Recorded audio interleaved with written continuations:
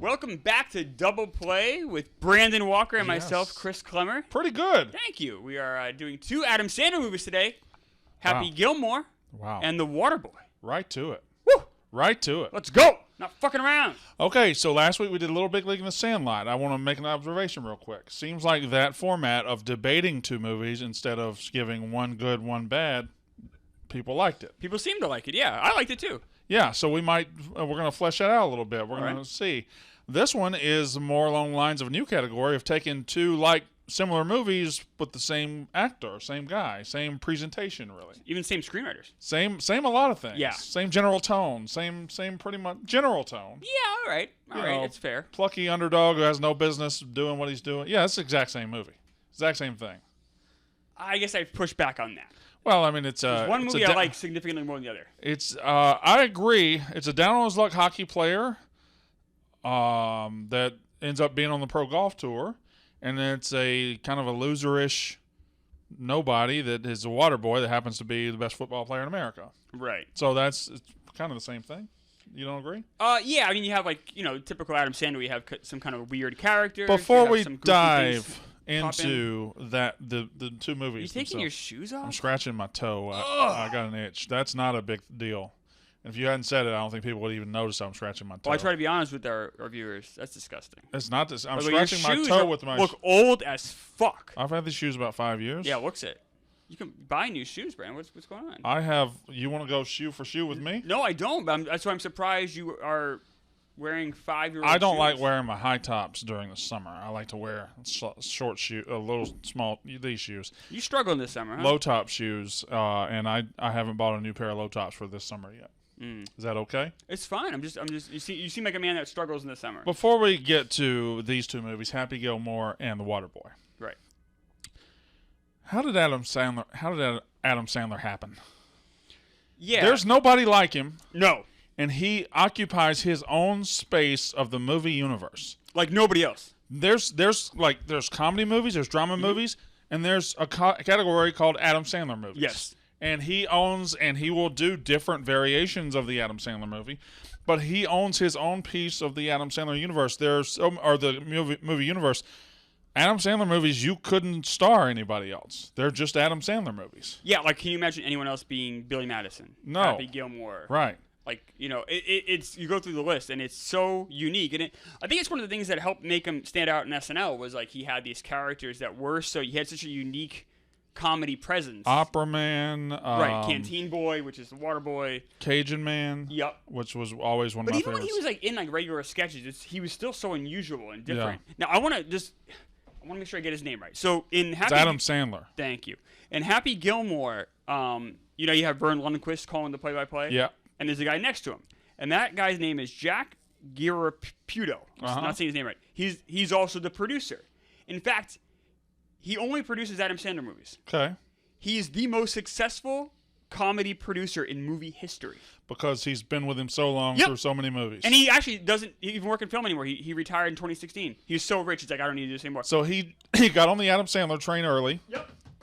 And rode it to riches. To beyond rich, to being the most successful producer, one of the most successful producers in movie history. But there's a cottage industry of smaller actors who would just be that guy in Adam Sandler movies. Yep. I mean, Rob Schneider really cashed in on just being a guy in Adam Sandler movies, although Rob Schneider also had other roles other places. And I'll work with him in SNL, of course. But yeah, but they're... you're Adam Sandler's buddy. It's a good gig. The Adam Sandler universe is unique, and it's one of a kind. I can't think of many other, maybe Jean-Claude Van Damme movies where he owned, but he was just doing kung fu movies. Even so, like, Adam Sandler's worth so much the Netflix deal he had. I mean, it's a real testament to how brilliant he is as a businessman. Because I'm not an Adam Sandler guy. I'm not. I don't really enjoy Adam Sandler movies. If I was sitting here right now and say my favorite Adam Sandler movie, maybe 50 First Dates. Uncut Gems was good. Uncut Gems is the best Adam Sandler movie. But that's not an Adam Sandler movie. That's the one Adam Sandler movie that isn't an Adam Sandler Punch movie. Drunk Love too. Yeah, I never saw it. Yeah, P.T. Anderson. But like, I was never really now. I was 17 when Happy Gilmore came out, which I believe came out in 96. 95. 95. So I was 16. This was 96. 16. No. This was 98. This was 96. This was 98. Okay, you just said right. Happy Gilmore was 96. Billy Madison. That's what I fucking said. Billy Madison was 95. I didn't say Billy Madison. Although you did. That was his first movie. Okay. I said Happy Gilmore. I'm sorry, I misunderstood. That's the movie we're doing today. It is. This came out in 96. Yes. That you corrected me, and we're wrong. Yeah, I was wrong. Apologize. I'm sorry. This came out in 98. Yes, you're absolutely right. So, if you had let me run unabated, I would have made my point by now. I see, here's the difference. When I'm wrong, I admit I'm wrong. I was 17 here. I was 19 here. By Waterboy, Adam Sandler movies were beginning to become events unto themselves. They were beginning to become big. I think Happy Wedding Singer was big, right? Yeah, so, I mean, these movies... How much did Happy Gilmore make? Like $30 million. And same with Happy Gilmore. I mean, same with Billy Madison, excuse me. So Billy Madison made 30. Happy Gilmore made about 30. Yep. When I remember Happy Gilmore coming out, I would have sworn it made more than 30 I know, million. you think of it as just huge. I mean, don't get me wrong. They were modest hits. They cost about a third of that to produce. Right. They were very happy with that. But it wasn't until Wedding Singer when you hit that 100 million mark. And then Waterboy did like almost double that. Yeah. This was a Waterboy monster. came out. I don't know when Happy Gilmore came out. I think Waterboy came out like November, like in the where they released big movies. They knew it was going to be big. He had this and Wedding Singer the same year. What Really? a year for 98. Yeah. Wow, what a year for Adam Sandler. Yeah, and by 98, by Waterboy, he's a bigger deal. He's a bigger star, and he's the biggest comedy star, and he's at that point he surpasses Jim Carrey by 98, 99. Which is shocking. In comedies only. Which is shocking. Yeah, because Carey had already turned to 98 was Truman Show, which is right. Kind of comedy adjacent, but mostly drama. And then 99 is Man on the Moon. Man on the Moon, yeah. Which is also the same thing. He's very funny in it. Yeah. Before we dive into these movies, mm-hmm. the 90s as a movie era is great. Absolutely. The 90s as a comedy movie era, I think comedy might be the 90s weakest weakest genre. I agree with you. Because you've got the epics. Especially the early 90s. The epics, you got the dramas, you got all that, but I was trying to come up with the top 5 comedy movie actors and this is eliminating Jerry Seinfeld TV actors. And eliminating the work they did in SNL. Comedy, yeah. Only comedy movies. Right. The top 5 most successful, funniest comedy movie actors in the 90s. I came up with one right off the top of my head. Jim Carrey's number 1 with a bullet.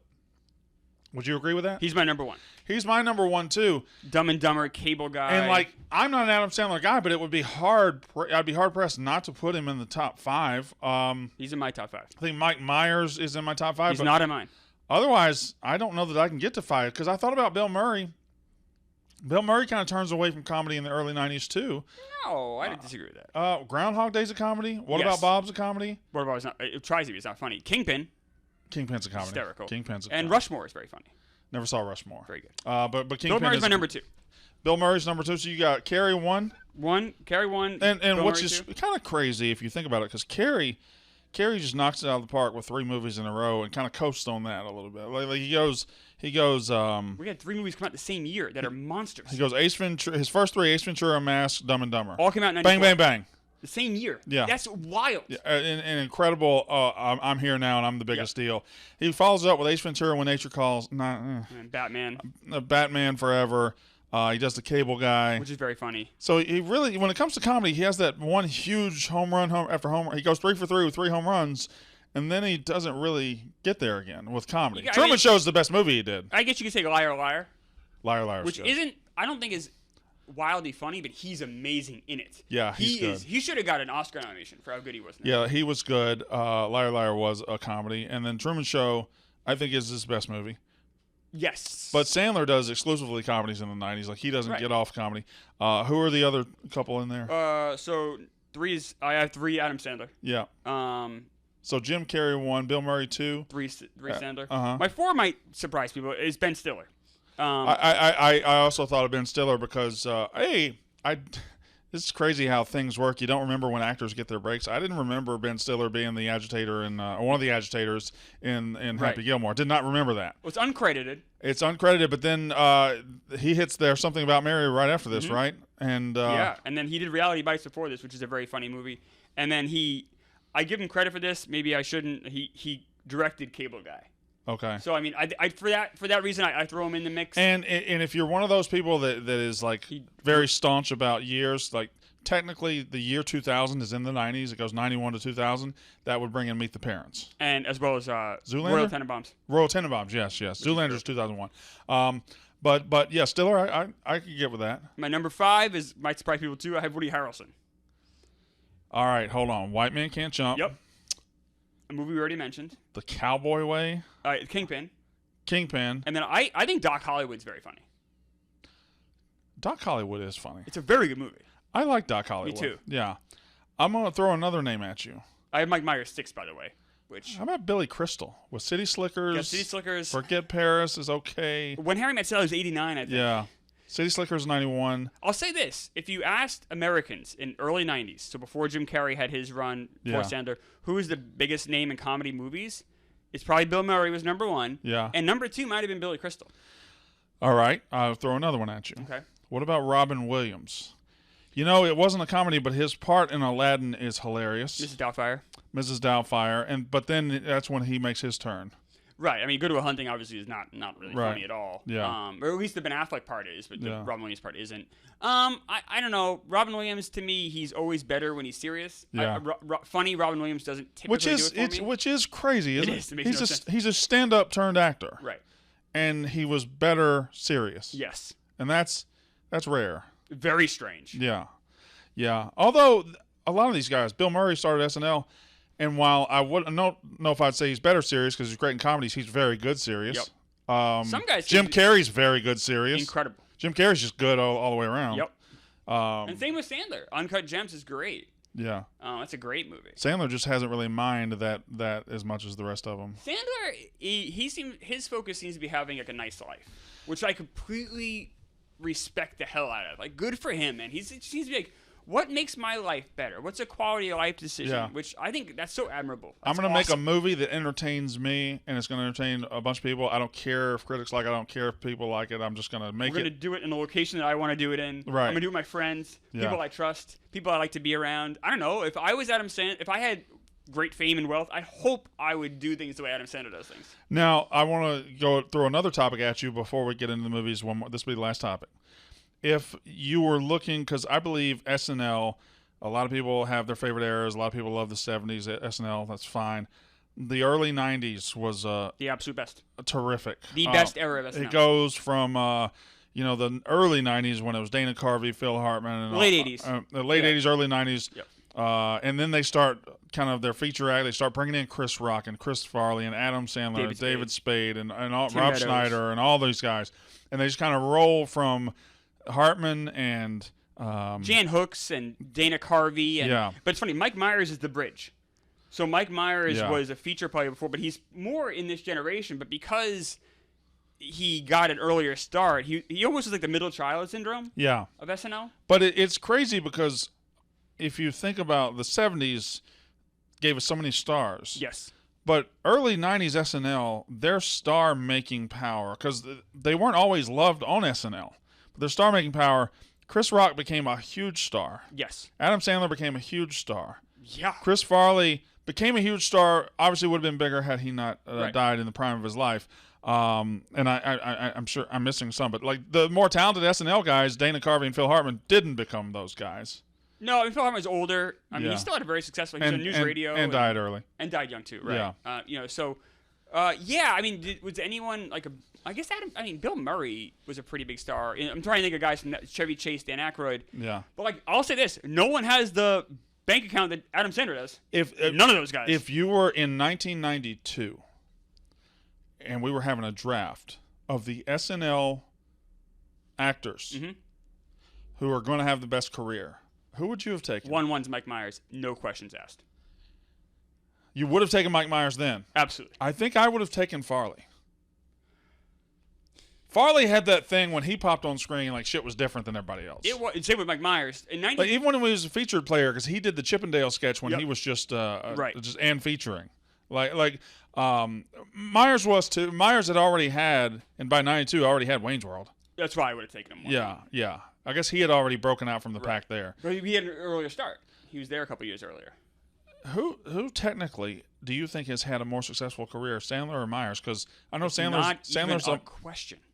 Adam Sandler by 10,000. I said I have Adam Sandler on my list. You say that. Oh, it's not even I got to throw something at you. Go ahead. I mean, Mike Myers has Austin Powers and Shrek. He has Shrek. Yep. The Shrek dynasty alone is fucking billions, I would imagine. Like, that's a huge franchise. Go through the box office revenue of Adam Sandler's movies. Look at the Netflix deal he signed. Like, the difference between Sandler and Mike Myers for me, Sandler owns his own production company. Yeah. Sandler has made this into a giant behemoth of a business. He's the one guy in comedy, and nowadays I think that's like, I know it goes to Netflix, but he's the one guy you can count on performing. Like, he makes his movies pretty inexpensively. He can put them out pretty regularly. Even like Hubie Halloween that came out a couple years ago, that did pretty well for Netflix. Yeah. Like, he does this stuff with Jennifer Aniston, the murder mystery stuff. Like, it's just everything he does hits, and he's so.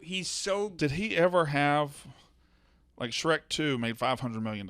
Right. He's never had that. Shrek made $300 million. Right. Shrek the Third, which wasn't good, $350 million. Like that.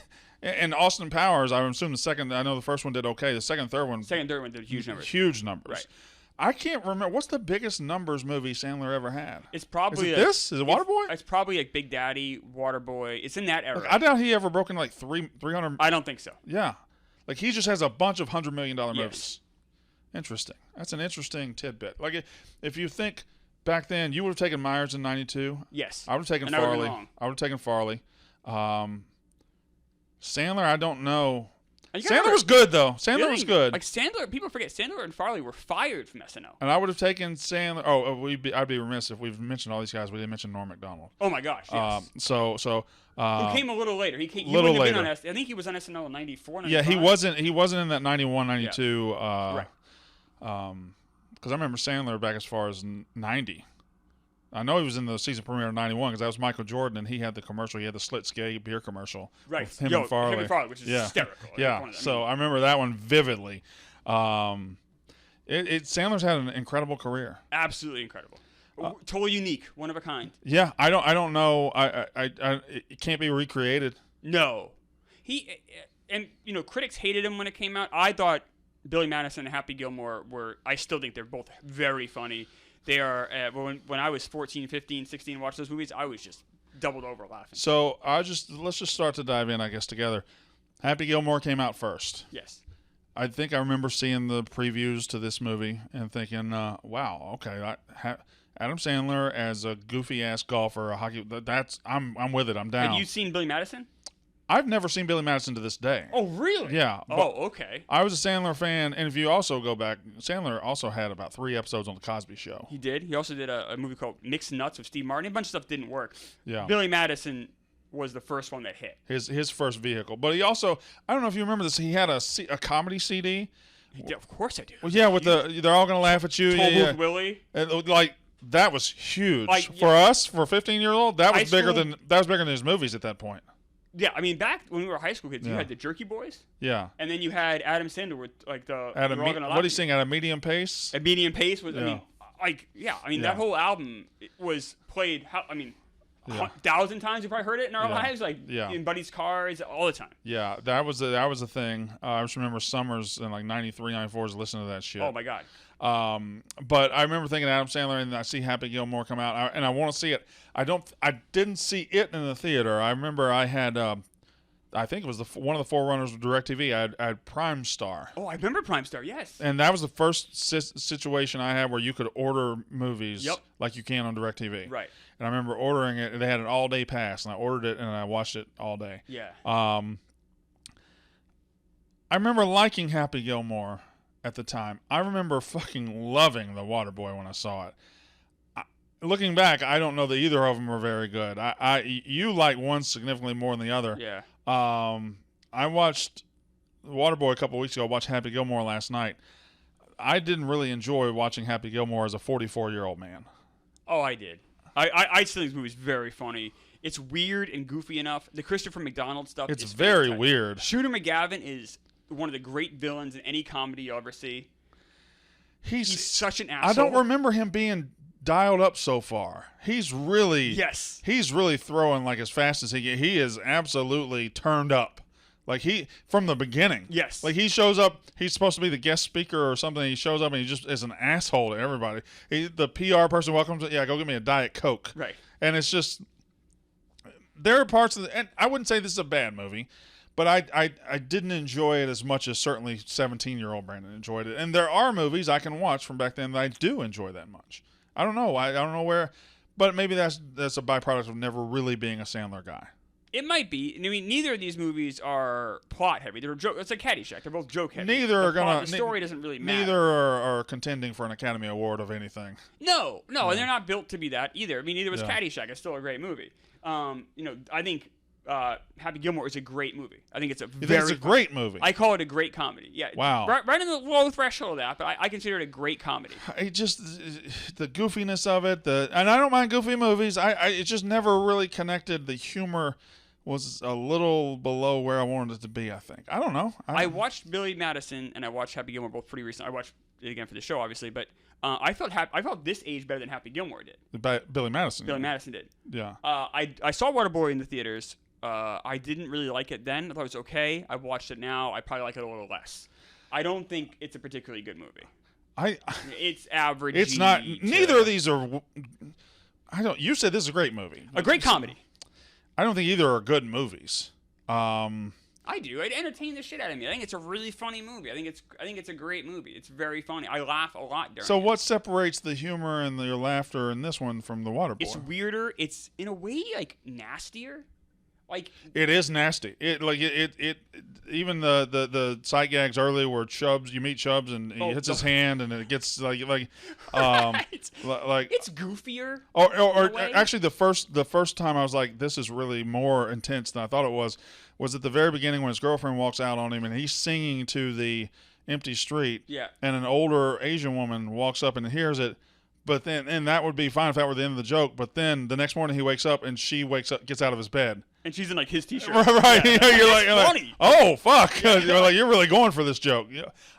So yeah, it's a lot grittier of comedy than I remembered it being. There would never be like when Chubbs dies, he falls out of the window. Yeah. Like that whole scene is so silly and stupid and funny. Yeah. That would never happen in The Waterboy. So when you mentioned earlier like how the tones are the same, in some ways they are. But in some ways, they're not. You say that would never happen in Waterboy. Like, he took a fan boat from his house to the middle of the Bourbon Bowl with his mom driving. Like, there was goofy-ass shit. But that's, like, more cheerful, though. I mean, like, the meanness. Like, no one died. Okay. All right. You're right. And even the meanness of the setting that he's trying to fight back against, like his grandmother being basically imprisoned in this terrible. You would never see a character like Ben Stiller as like the nurse. You would never see that in Waterboy. That's a horrible. He has them like what is it? Arts and crafts. Like 3 more hours. Like my hand hurts. Yeah. Like, now you're on yard maintenance or something like that. Right. Yeah. Like that is horribly dark, horribly funny. Where you don't get that stuff in Waterboy. At some point, Adam Sandler kind of lost his nerve a little bit with some of this stuff, and to his credit, I think he just ran to the middle a little bit. I 100% right. Yeah, he ran to the middle where it was like, which is a smart move. Yeah, but he would dive in every now and then. Oh, there's like you can do it. Like that's weird and that's funny and that's one of the best parts of Waterboy. Yeah. But there isn't enough weirdness for me that the weird and meanness of Happy Gilmore. I think that you're discounting the meanness a little bit. The weirdness I'll give to you, but like he calls his hero Captain Insano, and Captain Insano laughs on him on TV. Yes. That's mean as fuck. That is very mean. The Red Bull, the coach of the team that treats him like shit, like they're mean as fuck to him. Maybe it doesn't have the sight gags and the rudeness, the crudeness of Happy Gilmore. It kind of tones that down. But as far as like what the character goes through, he goes through some shit. Bobby Boucher. There's one very different thing between these movies. So in Happy Gilmore, he's the oddball trying to fit into regular mainstream world, right? In Waterboy, he's the normal guy. Everyone around him is odd or has a weird thing. I think I disagree with that. Okay. And that was that's also what they're trying to do from the movie. That was what I just described. I don't think he's ever presented as normal at all because he's 30 years old. 31, yeah. 31 years old. He lives on with his mom. Boy, yeah. He's obviously painted as a loser. He's a loser who finds value in everyday work. He's the Waterboy, but he is a loser. Yes. And he's a loser that becomes a winner. This is a loser that becomes a winner. The first time we meet him is in hockey tryouts when he's not good enough. No. And now the more I talk about it, the more I find things that I did find funny. Like the very first scene, he's getting cut from the hockey team, and he pulls the coaches. He just beats the shit out of the coach. Like, that's funny. But I think they're a lot more similar than you're acting. You're right. From a 1,000 or 20,000 foot view. Yeah. Underdog story, comedy, Adam Sandler, it's goofy. But the people surrounding Bobby are very weird. It's a weird group where the whole world is weird, and Bobby's the most normal of that weird world, where it's completely opposite with Happy Gilmore. And I like that comedy better. I like having the one weird person as opposed to the whole world being weird. You like the rooting for the guy that upsets the apple cart as opposed to the guy that is just trying to blend in. Right. Now, what's more on the surface? What's more unbelievable? What's more unbelievable? A guy who has never picked up a golf club ever in his life, going to a professional golf tournament, winning it, or I guess a professional qualifying tournament, playing his first round ever, winning it, and going straight to the Pro Tour, or a 31-year-old loser who has nothing going on, becoming the best player in college football in 2 weeks. Yeah, it's the former. They're both ridiculous. I'm saying they're both ridiculous, and they don't make any. They don't hide from that. They don't try to make sense either. They both acknowledge it's ridiculous. But with Happy Gilmore, I feel like they at least explain his skill. He can drive the ball really far because he plays hockey his whole life. Okay, fine. With Waterboy, he becomes like Lawrence Taylor, and Lawrence Taylor's even in the movie, but he becomes like the don't smoke crack. That's right. It's good advice. They they make him into this great linebacker. Yeah. But they wouldn't notice he has athletic prowess at all. Like, is such a leap. I can't. I mean, it's fine. That's a bigger leap than a guy who's never swung a golf club. At least they explain. They never explain why he becomes Ray Lewis. They never explain that. Yeah, I think they do. He gets angry. He runs the whole. I think it's his anger. Yeah, I think that he taps into his anger that he didn't know he had. I don't think being angry makes you Junior Seau. I don't think it works. Do you that believe that playing 3 years of junior hockey makes you John Daly? But his whole thing was he could always drive the ball really far. That was his whole thing. Even in hockey, like, he was known for his shot. Yeah. Look, both are ridiculous premises. I'm saying Happy Gilmore is slightly less ridiculous. I do like when he discovers that he they do lay it out funny when he discovers he can hit the ball far. He hits it 3 times down his street to a neighbor's house who's 400 yards away, and 3 straight shots. One breaks the window. Guy comes out to look at the window. He hits him in the forehead. A woman looks out to check on the guy. Hits her. It's like she that. Tumbles out of the house. That's funny. That was funny. I did like that. Like, there's so many. Like, and then you have the guy who played Jaws, Richard Kiel. He has a nail in his head for like 3/4 of the movie. Yeah. Like, all of that is so bizarre, and I don't feel like we get now. The acting is. I mentioned Christopher McDonald in Happy Gilmore. Julie Bowen's very good as the love interest. She's a good TV actress. Here you have Kathy Bates, who's a fantastic actress. You got some fucking actors. Henry in this Winkler, who's great in Barry. He's very good in this. So you have some good actors around him. Carl Weathers is in Happy Gilmore. He's very funny. He's hysterical. He's even a good singer. Now let me ask you this question based on this movie. As far as goofy, fun cameos go, is Bob Barker in this movie as good as it gets in movies? Because it's pretty damn good. I gotta give the edge to the Waterboy here. What do you give it to? You Can Do It. With Rob Schneider? To me, that's not a cameo. Because Rob Schneider's just in his movies. This is Bob Barker. But that was the first time we saw that character, though. I guess. But to me, if you're doing cameos in The Waterboy, it's more like Lawrence Taylor saying don't smoke crack. If it's someone who's like a non... Or The Big Show as Captain Insano. Non-comedian cameos?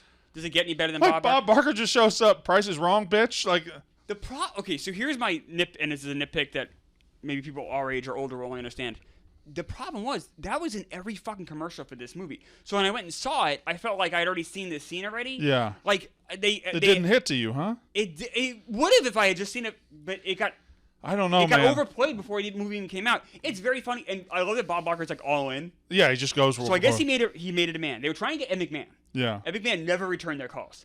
So they went to Bob Barker, and he says, "I'll do it. I have 2 rules: no stunt double, and I have to win the fight." All right. His next door neighbor is Chuck Norris. Chuck Norris trained him for that scene. Well, let me say this: they lucked out because Bob Barker's way better than Ed McMahon. Yes, and way more playful and fun. Yeah, way better for this. Yep. Bob Barker's the perfect guy for this. He's just the right age of old, but I think his demands made it a lot better. I agree. Like him getting his ass beat by Happy is nowhere near as funny as him beating Happy's ass. Because Happy beats people up the whole movie, and then Bob Barker just at one point you think he's out and he just comes back. And like I love the Bob Barker. He gets to do like a fighting pose. Yeah, yeah. Like I said, and Chuck Norris trained him. Like that's that's awesome. So he took it really seriously. He did the best he could, and it's a great scene. I wonder what the best combination, the most unique combination of neighbors in Hollywood is. Like Bob Barker and Chuck Norris living together, is just living beside each other. It's fantastic. So wild, right? Right. Yeah. Do you have any famous people that live near you? No, but I'm not far from Alpine, New Jersey, which is where a lot of famous people live. I think Jay-Z had a house over there, Tracy Morgan, Eddie Murphy had a house over there. Like Alpine, New Jersey is where a lot of fucking famous people live, but I've never crossed paths with them in Jersey. This is not a celebrity, but on my floor at my apartment is he's the delegate for the Senegal for the UN. And I'm thinking like, what a world where like this guy is literally on the same floor as I am, where I make myself compact and I make fart noises. Right. And this guy is like doing actual like saving lives, and we have the same basic apartment. It's very funny to me. Man, I watched this. Talking about it, actually, I'm coming up with things that make me smile a lot. I didn't in the moment. I was like, I don't like this as much. I came out of it kind of appreciating Waterboy more, because if you would have asked me going into this exercise, which I hadn't seen either in 20 years, which one's better, I'd say Happy Gilmore's better. Like Waterboy made more money, but Happy Gilmore's better. But I think I kind of slide to the Waterboy a little bit. And now it's not. I don't think it's a great movie. But it has a lot of smiling moments. Maybe it's because I'm a college football guy, and it's got that a little bit. I don't know. It's just something about it. I know it's his friend, but having Peter Dante play the quarterback doesn't work for me. Oh, he's not good. It's really weak, and it should have been a real strong performance that really bullies. I felt it was so weak. You can tell he's acting really like he's it's really wooden and stiff, and he's not great. I don't know that they got a whole lot of the football players right as far as. See, to me, there's not a single joke in Waterboy that's as funny as him having a homeless guy be his caddy. That is so much funnier to me than anything in the Waterboy. Captain Insano being like, "How old are you, kid?" I'm 31 years old, and him just laughing and uncontrolled. That's funny. This guy's never had sex before. Right. Like, and the announcer, the wrestling announcer, getting into it. They're both like that's very funny. Yeah, I don't know. I kind of like him tackling the professor for some reason. Like the absurdity of that is funny. That's right. To have the professor look like Colonel Sanders, that's weird. Very funny. Yeah, I like the weirdness. Yeah. Give me more weirdness. And you saw some of that with I know you haven't seen it with Billy Madison. You have like a clown at a party that falls and has a brain aneurysm. Yeah. There's just more. I like the more weirdness. It's when you said you were exactly right. When he runs to the middle, like movies like Click. Yeah, how that's when he kind of loses me, because it's not as goofy or weird. He needs his edge and his absurdity. I love that, and it's funny because I talk about it, but the same screenwriters, it's Tim Hurley, he and Adam Sandler wrote both of these movies. They have different directors, but it's the two directors that he worked with the most: Frank Coriacci and Dennis Dugan. Dugan did Happy Gilmore, and those guys are the guys that have basically, if you go through his list, other than Billy Madison, those two guys have directed all of his movies. Okay, so if you had to critique Happy Gilmore, how would you do it? It probably could have had a thicker plot to it. It's tough because I said I believe this is a great movie, so I'm really kind of. There's not a lot I would change about it. Honestly. I believe I would tighten up that him to the Pro Tour thing. Like I know you got to throw suspension of disbelief out the window and everything, and I think there was a little bit of room of him. Like he hits the ball for the first time in his yard, and the next day he is qualifying for the Pro Tour. I think there was a little room there to learn the game a little bit, to do something with Chubbs. I felt like he met Chubbs, boom, he's right there. I felt like there was a 15-minute stretch missing there where they could have had some fun with that. So a strength of Adam Sandler movies, I think is a strength, is the movies are very short. Yeah, hour and a half right here. Both. Yeah. Both clock in at like 91 minutes. Yeah. I think that's a strength. I know he knows. He's smart about like get him in, get him out, make him laugh, boom, have a good night. With, I guess maybe my one critique for Happy Gilmore, make it R-rated. I felt like if Adam, but then it wouldn't have had the box office because teenage boys wouldn't have saw it. But that would have been great to see him really get mean and nasty and really. I'll tell you what they do in both of these. I like the addition of Vern Lundquist and his guys being a little silly, and I love Brent Musburger and Dan Fouts being silly, where they get sick of each other at the end. Last game of the year, Brent can't hold anything back. I know. Yeah. I got it. Yeah, right. Yeah. Like that's funny. I like Brent Musburger getting pissed and stuff. And I like that Dan Fouts plays along, being kind of the keeps saying that holding nothing back. Sandler gets normal people in there to play along a lot, like with Bob Barker and everything. Well, I guess the sets are super fun. Christopher McDonald was talking about this about making Happy Gilmore. It's like Sandler allows you to improvise. It's all of his friends. They all, I guess, when they wrap for the day, they all go to someone's house and have a party. Yeah. It's a very relaxed, fun setting, and I think it gets people out of their shells. One of the things that strikes me about this movie is like Shooter McGavin, the guy that plays Shooter McGavin, McDonald, still plays that role today. Right. He has a Twitter account where he's Shooter. That's him, right? Yeah, I believe so. I know that he talks about it all the time, and he makes appearances as Shooter McGavin. Yes. Yeah. But he's versatile in the fact that he's done a bunch of stuff. He's a good actor. Yeah. But he's most known for that role. Yeah. Kathy Bates, when she did Waterboy, she read the script and read 4 pages. Didn't get it, threw it in the trash. I think her niece fished it out of the trash. Said, "No, this is Adam Sandler movie. You have to do it." When she agreed to do it, they couldn't believe it. They're like, "Oh my God, we got Kathy Bates," and she's very good in the movie. Yeah. I just don't know if the overbearing mom. I don't find that as compelling as I find Happy's story to be. I don't know. I think the story's okay for me, and I like Kathy Bates. Kathy Bates being there as that mom, like that overbearing mom, is played by like the grandmother in this movie or somebody that just doesn't command screen time. Like the overbearing mom would not work very well, but Kathy Bates, I think it works. Because if Kathy Bates is in your movie, and you need her to be kind of the center or the basis, you need her you need her being Kathy Bates. She does. Yes. I'm certainly not Misery, but no, but yeah, she puts some weight to it. Oh, she puts all. Yeah. She never takes a scene off. She's a very hardworking actress for sure. What do you think of Henry Winkler as the coach? I don't think the role was written very well.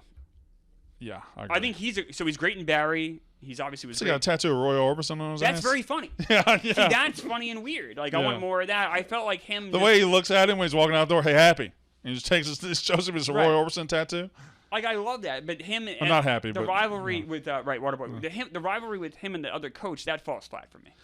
Well, the other coach, the thing that really hurts the 44-year-old watchability of these movies for me are when the characters are one note and dialed up as far as that coach, the quarterback you mentioned, and even some in here. Not as much. I don't think they did as much in because the one that is dialed up in this one is Ben Stiller, and that's perfect. So I think they hit those here, but the coach who is just mean to a fault, the linebacker who is an asshole to him, or the other team's best player who's an asshole to him, and the quarterback who's an asshole to him, they're all like snarling and frothing at the mouth and real demonstrative and everything. They say, "I tell you, boy, you ain't playing for this team." Like, all right, relax. Just that hurts it a little bit. But I guess he just lets him go. He doesn't really. So which movie do you like better? I think I like The Waterboy better. That's crazy to me, but I don't know. I don't think it's a wide berth at all, a wide gap. I do think The Waterboy hits some highs that Happy Gilmore for me doesn't hit. If I think of the best things in this movie, it's the Bob Barker scene. All the Ben Stiller stuff is great. The first 15 minutes to me are really good. When he has the breakdown and the hockey scene into breaking up with the girlfriend, singing into him singing lonely into the what do you call it? The intercom thing? The intercom? Yeah. Like that's Adam Sandler. Yes. That's just Adam Sandler. Turn the camera on. That's as Adam Sandler as it gets. And I like that a lot. Maybe I'm about 50-50 on him.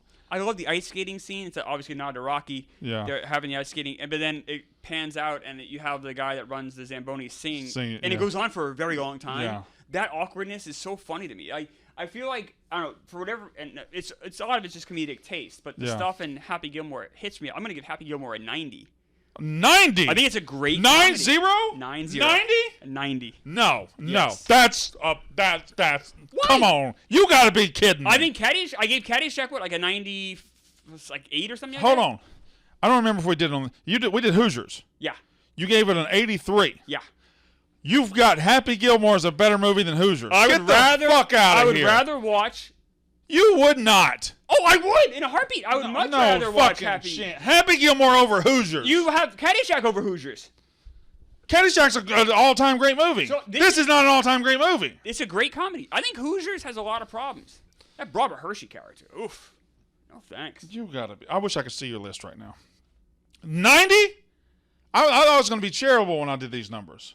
What are you giving it? I'm giving it a 58. You fucking piece of shit. I'm giving it a 58. Oh, this is a very funny movie. I'm giving it a 58. This is one of the best comedies of the 90s. Fuck you. Oh, we just talked about there aren't any good comedies in the 90s. Austin Powers is better. Dumb and Dumber is better. Ace Ventura is better. Austin Powers not better. Ace Ventura is not better. Ace Ventura is not better. Happy Gilmore. No. Austin Powers not better. Happy Gilmore. Austin fucking Powers is not better. Happy Gilmore. I'll say no. The Austin Powers thing, it just wears thin. Forget about the mic. I don't need it. Austin Powers is not better than Happy Gilmore. Not for me. Ace Ventura. Ace Ventura, that's not even close. This is better than Ace Ventura? Miles. Dumb and Dumber. Dumb and Dumber's better than this. Something About Mary. Office Space better than this. Something About Mary better than this. Well, this is not one of the best comedies in the 90s. We're easily I just had 4. This might be a 4th for me. I named 3 other ones. This might be the 4th best comedy of the 90s for me. Dumb and Dumber. Yep. Something About Mary. Yes. Office Space. Kingpin. All so better. We're at 5. Yep. Groundhog Day? Yep. That's 5 better. Yep. And we're just ignoring several. Just trying to think. I'm trying to go. Home Alone. No, not for me. It's close, but not for me. And we're missing several. You realize that? I don't think we are. There aren't as many comedy. Your point up the top was very accurate. There aren't as many great comedies. This is not a top 10 comedy of the 90s. There's no chance. Absolutely. I'll come up with this list, but there's no fucking chance this is a top 10 comedy of the 90s. Absolutely. You got to be out of your goddamn. First of all, Austin Powers is better than this. Ace Ventura is better. Ace Ventura is not. Ace Ventura doesn't age very well. Ace Ventura is better than this. Ace Ventura has some problems. That Ray Finkel stuff doesn't play so well in 2020. I don't give a good goddamn. Just saying. You're telling me all this ages well? Because this has a couple of things. Not too much, actually. I think his movies age really well, and that is a big reason for his success. The comedies were about him. It was fish out of water stuff. It plays much better than other stuff does, for real. I can't legally hit you. I can't. You tackled me earlier. I can't hit you though. Best comedy. I think people are just as mad at you for giving this a 58. What the fuck's wrong with you? I don't think it's that good of a movie. That's dumb. That's a dumb take. That's a much worse take than anything else. Do you think this is a better movie than Billy Madison? I do. It's close, but I do. I like this more. I didn't feel that way 5 years ago, though. It's funny. I watched both of them, and I feel this. Do you think this is a better movie than Wayne's World? No. That's another one. I'm cheating. I'm looking at lists. Okay. Do you think this is a better movie? All right, well, you got Groundhog Day. You said Home Alone. This Happy Gilmore's better. Yeah. It's close, but better. All right. I mean, I literally have a list. I do a list every week. My Cousin Vinny. I have this higher than My Cousin Vinny. But My Cousin Vinny's great. I have that in my... It's a very good movie. I have this ahead. And it might be more for nostalgia reasons. I admit that. But... All right. I'm just plugging through. I just laugh a lot at this. You know, it's like Caddyshack. Is it a great story? No, it's not a great story. But do I laugh my ass off watching it? I do. Do I laugh my ass off watching this? I do. I think Caddyshack's better than this. But Waiting for Guffman? The Christopher Guest stuff is good. It's fine. I think this is better. I mean, that's a tough comp because like he's going for a different kind of laugh. Yeah. And his is a lot based on like mockery. The Wedding Singer? I like this more than Wedding Singer. The Nutty Professor, I would watch this one. Thanks. I would watch it. Hey, I'm just answering the. Come on, man. I said I would watch this one before the Nutty Professor. What do you want me to say? You said it, man. I was reading the list. 90s were not great for comedy. No, and you just had so many other great stuff out. I would say the 90s are better. Also, Austin Powers gives me 2 movies better than this in the 90s. I'm just Austin Powered out. I mean, And you're not Adam Sandler out? No, I'm not. 90? I'm not 90. I'm happy with that. All right. I'm giving this. All right. What are you giving? Time. I walk in here. You have a DVD player up there, and me and you are contractually obligated to watch 3 DVDs. Okay. I stack up Happy Gilmore, The Waterboy, and Big Daddy. Mm-hmm. Over here, I stack up Austin Powers, International Man of Mystery, Austin Powers, The Spy Who Shagged Me, Austin Powers, and Goldmember. You're going for that stack? Oh, absolutely. I don't want to watch 3 Austin Powers movies either. It's like, that's a lot. We get it. You shag. It's funny. I feel like the first movie was very good and very inventive. I feel like after that, No, the second 2 were just running it back. I understand that. It's like, I don't know if I really need to see that. But you say that, and this is basically just running Happy Gilmore back. I explained to you already. I give Happy Gilmore a 58. I give Waterboy a 61. I give Waterboy a 53. You So think 90 and there's 53. 40? You saying there's 37? Yeah. That's how much. I think this is much funnier. 37 spots different. Yep. 90. Yeah. A fucking 90. Mm-hmm. That's unbelievable. You're a real piece of work. You know that? I think you're a piece of real, shit you're for a not real liking piece this of work. movie more. It just doesn't. It doesn't grab me the way the way the other movies do. I don't know. It doesn't. Happy Gilmore's kind of a fucking asshole. Like he's an asshole. I kind of like that. You would. Yeah. You really would. Yeah. I mean, you're more of an asshole than I am, though. MVP of Happy Gilmore. Christopher McDonald. I know it should be Adam No, Sandler. it's Adam Sandler. I mean, it is, Yeah. but like he wrote it. I mean, if you're taking all the factors of him, like him writing it and everything else, then it's Sandler. But I got to be honest. When you say MVP of an Adam Sandler movie, I don't know when it's ever not going to be Adam Sandler. It's Adam Sandler, I guess. Maybe Drew Barrymore in 50 First Dates, but and maybe her in Wedding Singer. She really humanizes him. yeah. But in same with 50 First Dates. She's just such a good match for him. That 50 First Dates is a good movie. It is a good movie. I like it. I like it more than Waterboy. MVP of this one is Adam Sandler. MVP of this one is Adam Sandler. Yeah, I guess sure. I mean, yeah, it revolves around him so much. It does. Henry Winkler's okay, Kathy Bates okay, but I'd say MVP of Waterboy is Sandler. I'd say the MVP of. I'm just saying Christopher McDonald just because he's so good.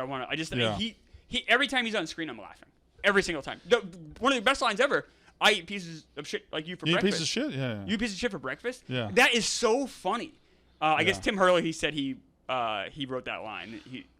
As you do these movies, there's a lot of memes. There's a lot of memes from Happy. A lot of them. Same with Waterboy too. Same. I would say more in Happy Gilmore though. Maybe. Yeah, it feels like there's more. It's crazy for a movie that only made like $38 million, and it has this huge. Well, it was one of his key in the door movies, right? Well, this and Billy Madison. In the late '90s, everyone was renting those movies constantly. It was on cable all the time. But the sad part is Farley never got to this part of his career. Farley had Tommy Boy and Black Sheep, and he had Kung Fu. He had these. Billy Hills Ninja. He had these key in the door movies too that could have opened bigger things later, and he just never got there. He was supposed to do Shrek. Was he really? Well, Shrek came out in 2000. He died in '94. He had voiced like 85% of it. Really? They voiced Shrek that early? He did a ton of work. He did a ton of work for it. Yeah. And then they had to redo it, and then Mike Myers got it. He was Shrek. Yeah. It was from what I understand, it's a very different kind of performance. But yeah, that was going to come out for him. Who is the most successful SNL alum of all time? Probably Bill Murray, right? I mean, successful dollar-wise is Adam Sandler. How about Eddie Murphy? It's Adam Sandler. Dollar-wise is Adam Sandler. He owns his production company. Like he's. Yeah. Forget that. Eddie Murphy's got to be up there, huh? Oh yeah. If you do like birth of work though, I just think the longevity of Murray's career just eclipses everybody else. Like Chevy Chase was a huge star in the 80s. Dan Aykroyd, we talked about him. And then you got to judge Chris Rock, gigantic Chris star. Rock, just different. Yes. I mean, you honestly like Julia Louis-Dreyfus. Like. Yeah, that's true. I mean, how much money is she? Well, made? I know we mentioned him. He wouldn't be bigger than these guys. Billy Crystal was a SNL. He was for 1 year. Yeah. He was. I think he had already been in movies, and then came. He was a weird one. Yeah. But, all right. What are we doing next week? Will Ferrell, too. You got to put in that argument for most successful. Oh, absolutely. Yeah, Will Ferrell would be top 3 without question. So we gave our ratings and everything. Next week we're back. By the way, before we go any further, have we done a Will Ferrell movie on the show? We have not. We haven't done Talladega Nights or any of his sports movies. We'll get to him eventually. What Semi-Pro? We can throw a couple of Will Ferrells. Well, I know we've already got our plan for next week, but we should probably do a Will Ferrell. We should soon. We're doing comedies next week. I want to do dramas after that, but comedies next week are basketball. Never seen it. I've never seen it either. Yeah. People are going to be shocked about that. And dodgeball. Never seen it in its entirety. Have seen 80% of it in its own all the time. Yeah. I never saw it in its entirety. I saw it in theaters. I didn't. I don't know why I didn't. Huh. I think I was poor, broke. Probably getting pussy. What was that? I don't think that was true. I don't think that green shirt goes with that blue and this, red. by the way, green shirt you can get it at Barstool Sports or Oakland Hills, Don't think they're going to. It is great. You can buy it. Get it now. Why are you talking like that? Flying off the shelves, get people excited. Flying off the shelves. I mean, get while supplies last. People are buying the shelves. That's how much they love these shirts. This is my first shirt. It's the first shirt I ever designed. Well, my idea. Yeah, you can hold that one. You gonna buy one to support me? I already bought 10. Thank you. Yes, we're back next week with basketball and dodgeball. I already said that. Okay, just one. You think our audience is stupid? They don't remember? I do. I don't. I think you're all brilliant. I think there's some Minifans out there that just don't know up from down. No, I think that everyone who watches the show is a genius. I hope you all respect go fuck yourself.